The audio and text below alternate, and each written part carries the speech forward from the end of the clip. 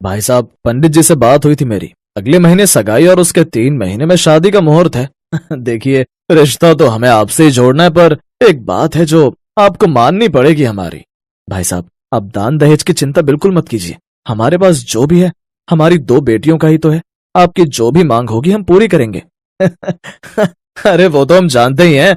दान दहेज की चर्चा बाद में हो जाएगी, पहले इस पर बात हो जाए कि हम आपकी कौन सी लड़की को अपनी बहू बनाएंगे।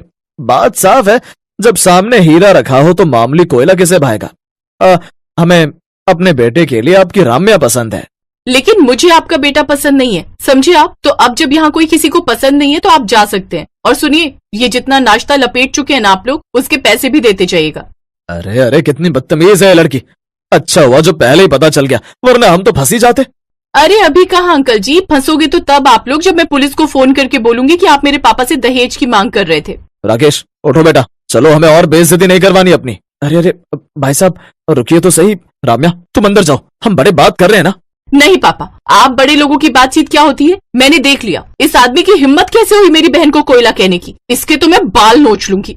राम्या का इतना कहना था और अगले ही पल लड़का और उसका पूरा परिवार वहाँ से भाग खड़ा हुआ। अरे भाग्यवान, इसे समझाओ कुछ, ये चौथी बार है। पापा, आपने हमेशा सिखाया कि गलत बात के खिलाफ आवाज उठानी चाहिए। मैं वही तो कर रही हूँ, पर तूने जो किया वो सही भी तो नहीं है बेटा। ऐसे ही चलता रहा तो तुम दोनों बहनें कुंवारी बैठी रहोगी। हाँ तो उसमें भी कोई दिक्कत नहीं है, क्यों काव्या? अपनी बहन की बात का काव्या ने कोई जवाब नहीं दिया और रोती हुई अपने कमरे में चली गई। असल में काव्या और राम्या जुड़वा बहनें थी। कद काठी और चेहरे के हाव भाव बिल्कुल एक जैसे, बस रंग के मामले में दोनों बहनें एक दूसरे से बहुत अलग थी। राम्या जहाँ दूध सी गोरी थी तो वहीं काव्या का रंग काफी दबा हुआ था। यही वजह थी कि काव्या के लिए आने वाले रिश्ते राम्या के सामने आते ही टूट जाते थे और हर कोई काव्या के बजाय राम्या को पसंद कर लेता था। लेकिन राम्या को ये मंजूर नहीं था। काव्या, तू क्यों रो रही है? अरे वो मोटा तेरे लायक था ही नहीं। मुझे अपने लिए नहीं, तेरे लिए बुरा लग रहा है। देख राम्या, मेरी काली किस्मत कोई नहीं बदल सकता, पर तू अपने बारे में सोच। मेरी वजह से तू क्यों इतने अच्छे रिश्ते ठुकरा रही है? चुप कर। तू क्या चाहती है? ऐसे लोग जो इंसान के गुण नहीं उसके रंग रूप से उसे तौलते हैं, मैं ऐसे जाहिलों के पल्ले बन जाऊं? अरे तू मेरी चिंता मत कर। तू देखना, मेरे लिए तो कोई राजकुमार आएगा घोड़े पर सवार होकर, जो मेरी शक्ल सूरत नहीं बल्कि मेरी सीरत पर मर मिटेगा। काश मुझे भी मिल जाए कोई ऐसा। तो चल ना, निकलते हैं ढूंढने। अरे पर कहाँ? कॉलेज में। और कहाँ? सुना है बड़े मस्त मस्त लौंडे आ रखे हैं। राम्या की बात सुनकर काव्या हंस दी और फिर दोनों बहनें तैयार होकर कॉलेज पहुंची। दोनों कैंटीन में बैठी बातें कर रही थी कि तभी वहाँ से कुछ स्टूडेंट्स की भीड़ निकली। लो, फिर से शुरू हो गया ये कॉलेज इलेक्शन का ड्रामा। अब तो हो गई पढ़ाई। अरे पढ़ाई तो होती रहेगी, जरा पहले उस हीरो को तो देख। उसे मत देख। क्यों? मैं क्यों ना देखूं? अब एक मिनट, कहीं ये वो तो नहीं जिसके बारे में तू उस दिन बता रही थी? क्या नाम था इसका? शुभांकर शर्मा। कॉलेज प्रेसिडेंट के लिए खड़ा हुआ है, कॉमर्स फाइनल ईयर में है। सिंपल सोबर, लेकिन बिना जिम जाए दिन शुरू नहीं होता इसका। खाने में चाइनीज पसंद है और अरे बस बस बस, अब क्या पूरी कुंडली सुनाएगी इसकी? ये लो, वहाँ पापा इसके लिए रिश्ते देख देख कर परेशान है और ये मैडम यहाँ पहले से ही टाँका भिड़ाए बैठी हैं। अरे नहीं नहीं नहीं, ऐसा कुछ भी नहीं है। बातचीत तो दूर की बात है, हम आज तक एक दूसरे से मिले भी नहीं। मैं 1-2 बार इसके कैंपेन में शामिल हुई थी, पर इससे मुलाकात ही नहीं हो पाई। बहुत बिजी रहता है। सुना है कॉलेज के साथ साथ अपने पापा का बिजनेस भी संभालता है। और बिना मिले ही तूने इतना सब कुछ पता कर लिया इसके बारे में? तू कुछ पागल है क्या? जाकर बात क्यों नहीं करती? नहीं नहीं, कहीं उसने मुझसे बात ही नहीं की तो, या फिर मेरी तरफ देखा ही नहीं तो? अब जाने देना, इतना हैंडसम लड़का मुझे क्यों घास डालेगा? ओफो, तू यहीं रुक, मैं जाकर बात करती हूँ, तेरी डेट फिक्स करके आती हूँ उसके साथ। राम्या रुक जा, मत जा, रुक तो सही। काव्या की बात को अनसुना कर राम्या सीधा शुभांकर के पास गई और उससे बातें करने लगी। शुभांकर ने उसे अच्छा रिस्पांस दिया और फिर कुछ ही देर बाद दोनों खूब हंस हंस कर बातें करने लगे। दूर बैठी काव्या ये सब देख रही थी और मन ही मन सोच रही थी, ये इतना हंस हंस कर क्या बातें कर रहे हैं? और ये तो कहकर गई थी कि मेरी डेट फिक्स करके आएगी शुभांकर के साथ, पर ये दोनों तो मेरी तरफ देख भी नहीं रहे। अब मैं जाऊँ क्या वहाँ पर? काफी देर सोचने समझने के बाद बड़ी हिम्मत करके काव्या राम्या और शुभांकर के पास पहुँची और फिर, अरे राम्या तू यहाँ है? अब चल ना, क्लास के लिए लेट हो रहे हैं। हाँ, तो तुम चलो, मैं बस अभी आती हूँ। काव्या को राम्या का ऐसा कहना बहुत अजीब लगा और वो गुस्से में वहाँ से चली गई। और फिर कॉलेज से लौटते हुए क्या बातें कर रही थी तू शुभांकर के साथ? तुझे क्यों बताऊं? अरे पर तू तो हाँ, मैं तेरी डेट फिक्स करने गई थी उसके साथ, पर उससे मिलकर मेरा प्लान कुछ चेंज हो गया। राम्या की बात सुनकर काव्या को दुख हुआ। उसे लगा कि सबकी तरह उसकी बहन भी मतलबी हो गई है और ये जानते हुए कि काव्या शुभांकर को पसंद करती है, राम्या उससे अपना रिश्ता बढ़ा रही थी। ऐसे में ही कुछ दिन बीत गए और इस बीच दोनों बहनों के बीच बातचीत ना के बराबर हो रही थी। और फिर एक शाम, काव्या, ओ काव्या, ये ले मेरी बच्ची, मुंह मीठा कर। अब क्या हो गया माँ? ये मिठाई किस खुशी में? भगवान ने हमारी सुन ली बेटा, तेरा रिश्ता तय हो गया, वो भी बहुत अच्छे घर में। अरे पर मुझे तो किसी ने कुछ बताया ही नहीं। अब सब कुछ बहुत जल्दबाजी में हो गया बेटा। सुन ना मेरी बच्ची, सब कुछ बहुत अच्छा है और सबसे खास बात बताऊं तुझे, तेरे साथ साथ राम्या का भी रिश्ता तय हो गया है। दोनों आपस में सगे भाई हैं, तो इस तरह से शादी के बाद भी तुम दोनों बहनें एक दूसरे के हमेशा साथ रहोगी। ये तो अच्छी बात है माँ। राम्या को ये बात मालूम है? हाँ, अरे उसे तो लड़का बहुत पसंद है। अगले महीने तुम दोनों की सगाई है, तो वो तो अभी से शॉपिंग के लिए निकल गई। माँ, लड़के का नाम क्या है? शुभांकर। ये नाम सुनते ही काव्या को समझ आ गया कि आखिर क्यों राम्या उससे दूरी बना रही थी और अब वो खुद भी अपनी बहन से बात नहीं करना चाहती थी।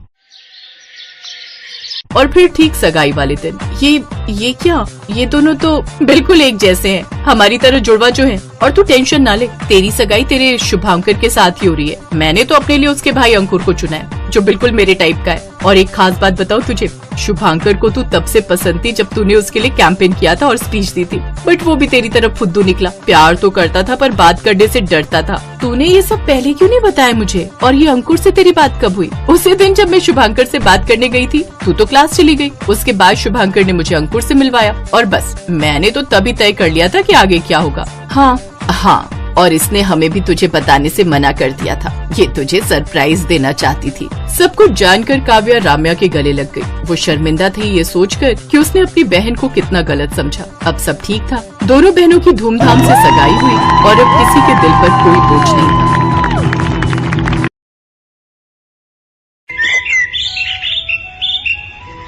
माँ, ये नौकरी मेरे लिए बहुत जरूरी है। अगर उन होटल वालों को मेरा काम पसंद आ गया तो मेरी पगार और बढ़ जाएगी। बहुत मुश्किल से तो मुझे ये नौकरी मिली है। अब तुम ऐसे घबरा कर भेजोगी तो वहां इतनी दूर अनजाने शहर में अनजानी जगह पर मेरा बिल्कुल भी मन नहीं लगेगा। हाँ, नहीं कर रही मन उदास, पर तू वादा कर मुझे रोजाना फोन करती रहेगी। हाँ माँ, मैं जब भी काम से फ्री हुआ करूंगी सबसे पहले तुम्हें फोन करूंगी। अच्छा रुक, मैं तेरे लिए साथ में खाने का कुछ बांध देती हूँ, तू रास्ते में बस में खा लेना। ठीक है माँ, तब तक मैं अपना सामान अटैची में रख लेती हूँ। ये है सीता, लाजवंती की बेटी। लाजवंती बहुत गरीब है। पति के जाने के बाद घरों में काम करके लाजवंती ने सीता को पाल पोस कर बड़ा किया। सीता ने गांव में ही रहकर 12वीं तक की पढ़ाई पूरी की। सीता आगे पढ़ना तो चाहती थी, पर पिछले 1 साल में लाजवंती की तबीयत बहुत खराब रही, जिस वजह से सीता ने अभी कॉलेज की पढ़ाई के लिए अपना विचार बदल लिया और नौकरी ढूंढने लगी। सीता के बचपन की सहेली आशा की कुछ समय पहले दिल्ली के एक होटल में नौकरी लगी थी। आशा जब गांव आई तो सीता ने अपने बारे में भी बात की, तो आशा ने उसकी भी नौकरी उसी होटल में लगवा दी। अगले दिन सीता नौकरी के लिए दिल्ली पहुंचती है। होटल में आशा उसे सब कुछ समझा देती है। सीता खूब मेहनत के साथ होटल में नौकरी करने लगती है।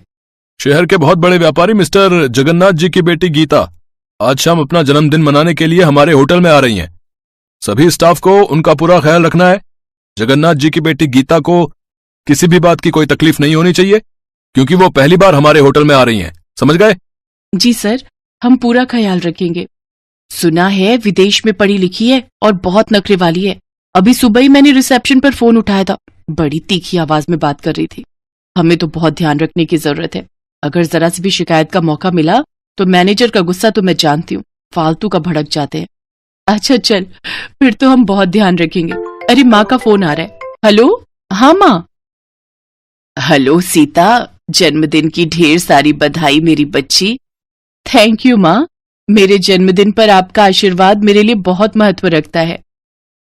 आज सीता का भी जन्मदिन है। ये बात सुनकर सभी स्टाफ के लोग सीता को जन्मदिन की बधाई देते हैं। अरे सीता, आज तुम्हारा भी जन्मदिन है, happy birthday. Happy birthday Sita. वैसे सब किस्मत की बात है, एक तरफ आज तुम्हारा जन्मदिन है जो तुम किसी और के जन्मदिन की तैयारी कर रही हो, और एक तरफ वो लड़की जिसका आज जन्मदिन है, वो कितनी किस्मत वाली है कि वो इतने बड़े होटल में अपने बर्थडे को सेलिब्रेट कर रही है। कहते हैं सब कुछ किस्मत से ही होता है। अब ये सब छोड़ो, अपना अपना काम करते हैं, बहुत सारी तैयारियां करनी है। सीता, तुम्हें मैनेजर साहब बुला रहे हैं। हाँ, मैं अभी आती हूँ। सीता मैनेजर के पास जाती है। सीता, तुम्हें मैं एक स्पेशल ड्यूटी दे रहा हूँ। गीता मैडम के वेलकम के लिए तुम्हें गेट पर ही खड़ा होना है। जैसे ही वो एंट्री लेंगी तुम उनके साथ रहोगी और देखते रहना कि उन्हें किसी भी बात की कोई कमी ना हो। और एक काम करो, अपनी ड्रेस की जगह कोई अच्छी सी स्मार्ट ड्रेस पहन लो ताकि और अच्छा इंप्रेशन पड़े। जी सर। सीता को होटल के गेट पर ड्यूटी मिल जाती है। सीता के पास अपनी तो कोई अच्छी ड्रेस थी नहीं, इसलिए आशा उसे अपनी सुंदर सी ड्रेस दे देती है। सीता तैयार होकर गेस्ट के आने का वेट कर रही थी, तभी एक आदमी उसके पास आया। आपको वहां गाड़ी के पास कोई बुला रहा है। ओह, कहीं गीता मैडम आ तो नहीं गई? मैं गाड़ी के पास जाकर देखती हूँ। जी चलिए। जैसे ही सीता गाड़ी के पास जाती है, अचानक 2-3 बदमाश उसे गाड़ी में जबरदस्ती पकड़कर बिठा लेते हैं और उसका मुंह बंद करके उसे बेहोश कर देते हैं। अचानक से सब कुछ हुआ तो सीता को संभलने का मौका ही नहीं मिला। गाड़ी अनजान सड़क पर दौड़ जाती है। इतनी देर में गीता भी होटल के बाहर आ चुकी थी। सब लोग गीता को देखकर हैरान रह जाते हैं। गीता बिल्कुल सीता की शक्ल की थी। अरे सीता, तू यहाँ क्या कर रही है? तू इस गाड़ी में क्यों बैठी है? चल बाहर निकल, गीता मैडम के आने का टाइम हो रहा है। एक्सक्यूज मी, ये क्या बदतमीजी है कि आपका स्टाफ गेस्ट के साथ ऐसे बिहेव करता है? मेरा नाम गीता है, सीता नहीं। क्या आपको बताया नहीं गया था कि आज मेरा बर्थडे है और मैं सेलिब्रेशन के लिए आ रही हूँ? गीता, ये कैसे हो सकता है? तुम तो सीता हो। मैडम, आशा ठीक कह रही है। आपकी सूरत बिल्कुल हमारे स्टाफ की एक लड़की सीता से मिलती है। गीता ये सब सुनकर हैरान रह जाती है। मैं अभी सीता को बुलाती हूँ, वो अभी गेट पर ड्यूटी दे रही थी। तभी एक लड़का भागा हुआ आता है। सर सर सर, सीता को कुछ लोग एक कार में पकड़ कर ले गए। सीता बेहोश थी, मैं पीछे भागा पर कार आगे निकल चुकी थी। वो जरूर कोई बदमाश लोग हैं सर। गीता घबरा चुकी थी। उसने अपने पापा के मोबाइल पर फोन किया और सारी बात बताई। गीता के मम्मी पापा भी वहां पहुंच गए। मैनेजर के पास सीता की माँ का मोबाइल फोन नंबर था। सीता की माँ को जब सारी बात पता चलती है तो वो फौरन बस पकड़कर दिल्ली आ जाती है। अचानक सब पलट जाता है। अरे लाजवंती, तुम, और यहाँ इतने सालों बाद तुझे देख रही हूँ। तू कहाँ गायब हो गई थी? मुझे माफ कर दो मेम साहब, मुझसे बहुत बड़ी भूल हो गई। सीता आपकी बेटी है, गीता की जुड़वा बहन। उस रात आपने एक नहीं 2 बेटियों को जन्म दिया था। मेरे मन में लालच आ गया था। मेरी औलाद नहीं थी, इसलिए मैंने आपकी एक बच्ची चुरा ली और अपने साथ गांव ले गई। पर मुझे नहीं पता था कि आज मेरी गलती की सजा मेरी सीता को मिलेगी। मेरी जुड़वा बहन सीता, माँ पापा सीता को बचा लो। मैं जानता हूं ये सब किसका काम है। मुझे लगता है अशोक ने सीता को गीता समझ लिया और मुझसे बदला लेने के लिए वो गीता को अगवा करना चाहता था। चिंता मत करो, वो ज्यादा दूर नहीं गया होगा। हम उसे पुलिस की सहायता से पकड़ लेंगे। गीता के पिता मिस्टर जगन्नाथ ने पुलिस को खबर दी और कुछ ही घंटे में पुलिस अशोक को पकड़ लेती है। सीता सही सलामत मिल जाती है। जब सीता को सच्चाई पता चलती है कि गीता उसकी जुड़वा बहन है और उसके असली माता पिता मिस्टर जगन्नाथ और ममता है, तो वो बहुत रोती है। मेरी बच्ची सीता, इतने सालों तक तू हमसे दूर रही। सीता, हमारी बच्ची। मेरी बहन सीता, तू इतने साल मुझसे दूर रही। मैं भी आप सबको पाकर बहुत खुश हूँ। और माँ, तुमने ऐसा क्यों किया? मेरे अपने माता पिता से मुझे दूर क्यों कर दिया? सीता और गीता एक दूसरे के गले लग जाती हैं। मुझे माफ कर दे सीता, मुझे माफ कर दे। अब तू अपने परिवार के साथ खुश रह। मैं तुझे अपना चेहरा कभी नहीं दिखाऊंगी। मैं हमेशा के लिए चाह रही हूँ। तुम कहीं नहीं जाओगी। जो हुआ बचपन में हुआ। मैंने बचपन से तुम्हें अपनी माँ माना है। मैं तुम्हारे बिना नहीं रह सकती माँ। सीता अपनी माँ के गले लग जाती है क्योंकि लाजवंती ने उसे पाल पोस कर बड़ा किया था। सीता को अपना असली परिवार मिल जाता है, अपनी जुड़वा बहन मिल जाती है और वो अपनी